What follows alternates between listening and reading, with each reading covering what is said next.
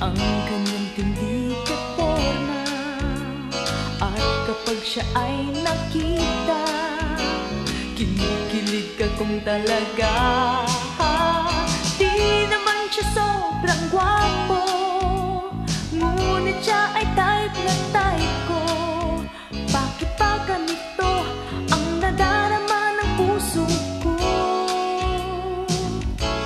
Hay, minsan siya ay nakausap, ako ay parang nasa ulap.